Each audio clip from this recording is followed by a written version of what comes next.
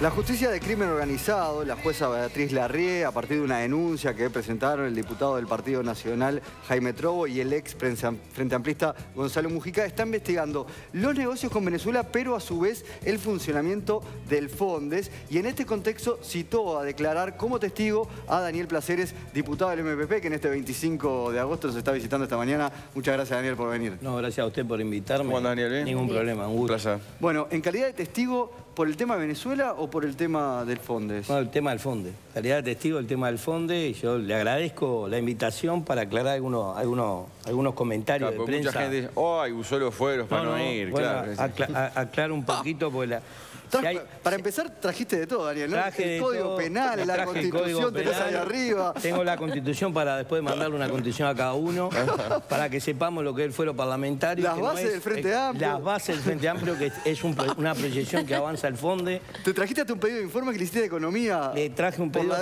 para entregar sobre los fondos públicos, un pedido de informe que yo hice para que quede en estudio del equipo de ustedes, economistas y abogados, que vean realmente la deuda que dejó el capital y que sigue a veces dejando en la banca pública. Entonces, yo creo que, quería aclarar, separar los temas. Vamos con el tema de la justicia. Yo no fui a la justicia, me llega la notificación casi el 17 de mañana porque me la arrima en un lugar que no es mío.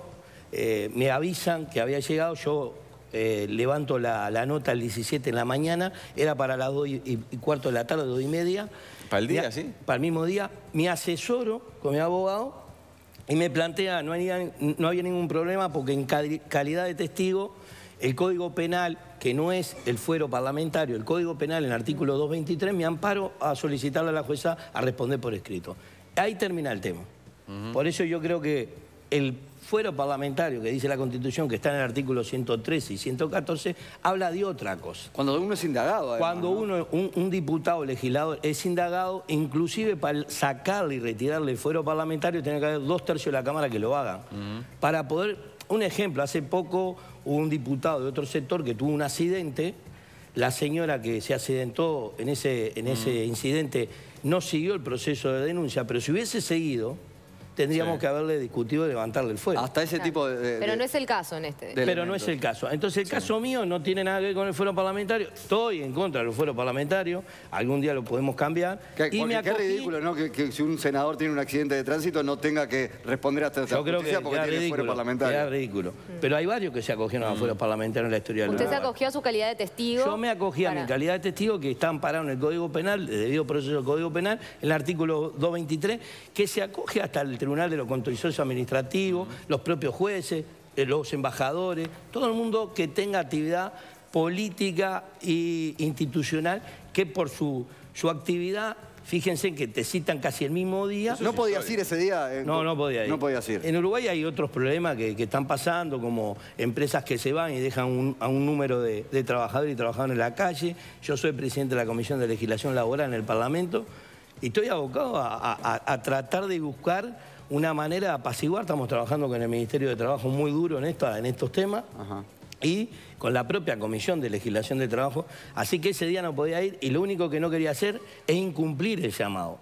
Solamente que no pudiera acogerme a nadie. En calidad de testigo me acogí al Código del Proceso Penal, artículo 223, que hoy es vigente, es legal, y hasta ahora que no se cambie eso, yo lo pude hacer.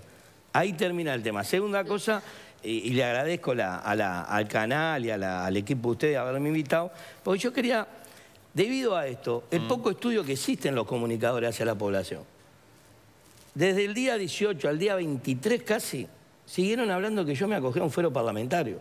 Nadie investiga nada. Entonces está mal este tema de confundir a la población. Pero aclarado el asunto, no, está aclarado en este programa, pero está bien que esté aclarado, porque estoy en vivo. Por eso yo voy a notas en vivo y no quiero... Me han querido invitar a notas grabadas. No, notas en vivo voy siempre. Porque me da esta posibilidad de encarar a la población, de informar que no fui amparado en el fuero, que la prensa desinforma a la población. Hay todo como un manejo de darle un globo mucho más que no es. Y acá termina el tema. Ahora, a la justicia le interesa saber qué tiene para decir Daniel Placeres como testigo sobre el Fondes. ¿Qué es lo que te preguntaron? ¿Qué es lo que le respondiste por escrito? Todavía no me llegó, te digo más. Todavía no tenés preguntas. Es rápida la citación, no las preguntas. Ahí está, todavía no me llega el pedido de pregunta. inclusive te digo más, debido al Código de Proceso Penal, si la jueza quisiera constituirse en domicilio, que es en el Parlamento, se puede hacer, tomaremos algún café, no hay problema en eso. El que sí fue a declarar fue el exdirector de la OPP, Sí. Que bueno, que habló de lo que fueron los gastos del Fondes entre el 2012 y el 2015, que se apoyó con 50 millones de dólares a diferentes cooperativas y que muchas de ellas tuvieron que refinanciar sus deudas, no pudieron cumplir con los plazos de pago, incluso algunas cerraron. ¿A usted le parece que estuvo bien estudiado a quiénes se le dio, a qué empresas, a qué cooperativas se le dio? Inclusive reconoció que Alasú no fue una buena opción, un buen Y negocio. que hay algunos irrecuperables. Bueno, primero que nada, habría que empezar a analizar por qué se crea el fondo y para qué. Primera cosa, un detalle no menor en esta discusión. Una velita prendida al socialismo, dijo Mujica. Fondo de Desarrollo. Puede ser. Es una velita. Yo le voy a dar un ejemplo. Si mañana Canal 12 cierra las autoridades de Canal y ustedes tienen terrible equipo de informativo, deportivo, cultural y quieren hacer una cooperativa, ¿a dónde irían? Probablemente al Fondo. Probablemente al fondo. Primera cosa. Entonces, antiguamente, nosotros hay que ver cómo se crea el fondo y el proceso que tuvo. Nosotros venimos de una crisis de los Pero 90. que nosotros vayamos no quiere decir que el Fondo considere que realmente somos viables. Está bien, pero Hay vamos una al diferencia instrumento. ahí. ¿Por qué se crea el instrumento? El instrumento se crea a partir de un hecho que evolutivo, no un hecho puntual. El Uruguay a partir de los 90 perdió masa laboral terrible, se estaban perdiendo empleo, la gente emigraba del Uruguay, se iba. El Uruguay tiene un problema poblacional, tenemos 3.700.000 habitantes acá y es grave la situación en Uruguay en el campo poblacional. El Uruguay tiene que generar empleo, pero tiene que generar empleo con los productos para vender afuera, porque el mercado interno está atomizado. Pero aquí lo que se está discutiendo no es la creación del Fondo ni el apoyo a determinadas cooperativas, sino pero yo le quiero, a quiénes, yo le quiero aclarar que la idea por qué se crea. Cuando asume Tabaré Vázquez en el primer periodo, capta que necesitaban mantener determinados oficios en Uruguay y ayuda a emprendimientos no autogestionados, empresas recuperadas en aquel momento. Después se crea en el 2008 la ley del INACOP. Se crea la ley 19.292 que atiende las compras públicas hacia granja familiar, porque la granja familiar en el campo estaba desapareciendo también. Y pesca artesanal, eso llega hasta un 30% de las compras públicas. Y en el año 2011, cuando apenas asume Mujica en el 2010, un año después, Mujica saca un decreto porque había una demanda de esas empresas que se habían recién iniciado en el 2005, recién tomado proceso de producción en el 2005, ¿no? El apalancamiento financiero. Es un instrumento más, como está el fondo lechero, el fondo arrocero, está el Fondes. Después, en el programa nuestro, por eso le traje el programa al frente, 2015-2020, dice el programa en su página 33 que tenemos que lograr la institucionalidad del Fondes. Apenas asume Tabaré, se forma la ley, ¿no? La 19.337. Entonces, yo creo que es un proceso de un instrumento que va, como cualquier instrumento, va pasando determinada etapa. ¿Y cómo fue manejado ese instrumento? Yo creo que fue manejado desde un aspecto político, económico y social. Esos tres aspectos comprenden ¿Bien o mal manejado? En ese orden o el ¿Bien económico o mal manejado? No, el fondo fue bien manejado, lo que quizás no tuvieron resultados positivos algunos emprendimientos. Yo le voy a decir al que conozco yo no puedo hablar de otro, el que conozco yo en vidrio, Envidrio le generó al Estado, ustedes sabían que Envidrio hoy está, y los quiero invitar que vayan algún día a Envidrio, hoy hace 8 meses que Envidrio está acogido todos los trabajadores al seguro de paro, 8 meses. Pero por un problema que el horno antiguo, la fábrica que se inauguró en el 2008, tiene un proceso de vida útil de 8 años, se desarma el horno, se va comiendo, el vidrio va comiendo las piedras del horno, y en ese interín se le solicitó al Fonde los 11,5 millones para hacer una fábrica nueva. ¿Usted sabía que la fábrica nueva se dio una inversión casi de 33 millones de dólares que está evaluada? Quedaron ahí pendientes entre 800 y 1 millón de dólares para terminar las conexiones. ¿Sabe cuánto se ha pagado ahora el seguro de paro? Casi $1 millón. Entonces yo digo, en el caso que José Envidrio tiene varias ventanas públicas que tomaron en la actividad de Envidrio. Un ejemplo, el combustible que consumió Envidrio en 8 años y 7 meses de producción continua, que generó 120 puestos de trabajo, fueron 11 millones de dólares. ¿Quién lo captó eso? ANCAP. La electricidad... Más los impuestos que tiene el combustible. La electricidad que gastó en vidrio 8 millones de dólares. Tengo todos los datos. Pero los negocios Ahí se te van a poner todos los empresarios a decir lo mismo, lo que pago No, yo. pero hubo negocios que yo estoy de acuerdo no funcionaron. yo estoy de acuerdo que en Uruguay tenemos que buscar alguna alternativa importante. Le voy a decir un dato. Dentro del marco de competitividad en la región. Para abaratar. Para abaratar, tenemos que retocar el tipo de cambio. Estamos medio atrasados. Si uno mira el año 98, comparado con el 2007, Brasil y Uruguay, en el 98 un real era un dólar. Un dólar en Uruguay era 11 pesos. En el 2017, un real en Brasil son 3.50. Y en Uruguay son 28.50. Se están parando los empresarios a aplaudirte, Daniel. No me importa, no me importa. Yo no hablo por los empresarios. Es una realidad. Es una realidad que tenemos, que hay un atraso bancario que está siendo poco competitivo frente a uno de los países. Acá había 3 países que compraban fuertemente productos manufacturados al Uruguay que generaban empleo a través de eso, que es Brasil, Argentina y era Venezuela. ¿No? Entonces, Brasil, que es el grande consumidor de productos manufacturados, el Uruguay, de los 10 productos que tiene de producción, 7 son commodities de primera ola. No hay casi manufacturación. Fíjense que estamos medio en el horno ahí. Claro. Daniel, Entonces, otra cosa que dijiste que se carga mucho al Fondes, pero por ejemplo, con esos 50, pero no se hablan de los 100. No, mire, yo le Que traje hay un dato 10 acá. 10 familias que le traje dejaron un el dato muerto. para investigar porque está bueno esto. A partir del pedido de informe, yo no le puedo dejar, pero tengo todas las empresas, todas, Que pidieron... que pidieron platita.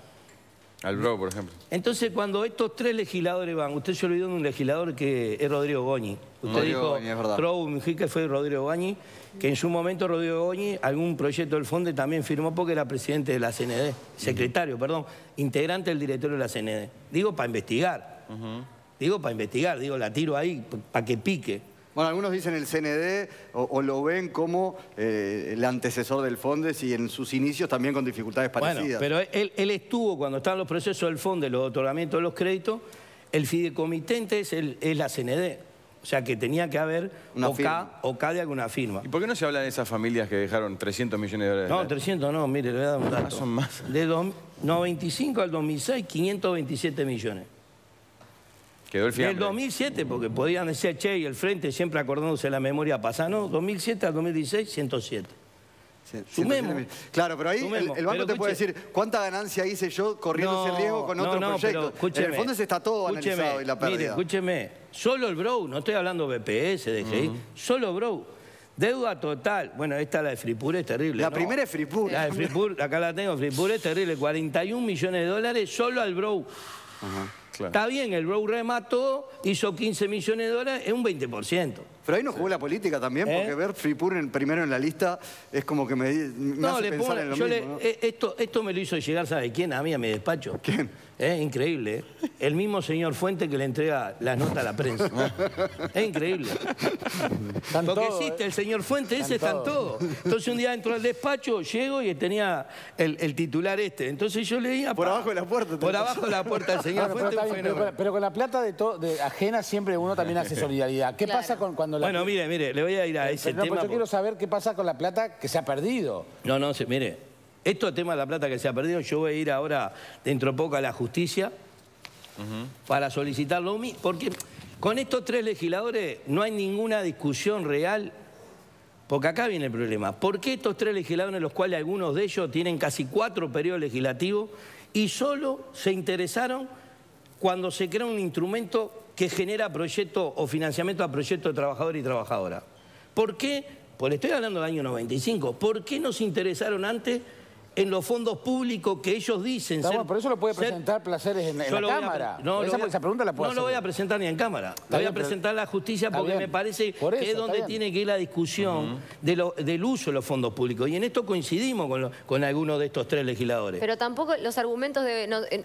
hay errores acá, pero antes hubo errores mayores. También en algún momento hay que responder por todo, no solo por lo que se hizo antes o lo Sí, que... pero mire qué casualidad que cuando uno habla de los fondos públicos solo fueron a presentar proyectos que tengan que ver relacionados a proyectos de trabajadores y trabajadoras. Acá hay un problema ideológico y político, yo lo quiero decir.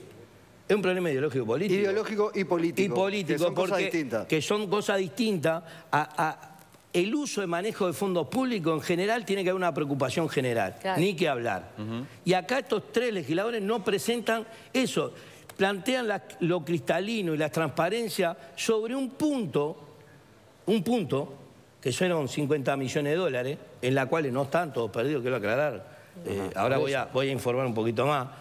Pero no hablan de los elefantes que estos legisladores se comieron por arriba. Son elefantes de circo, enormes.